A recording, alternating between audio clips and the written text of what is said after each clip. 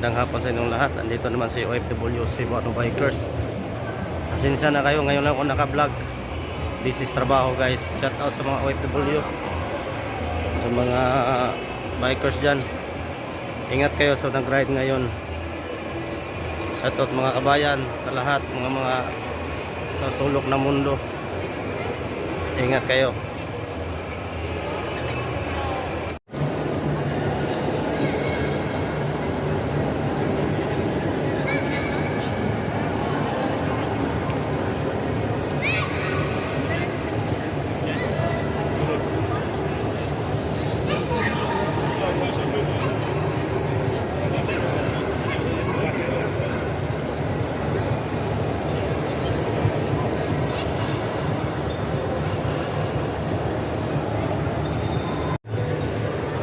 Jumol.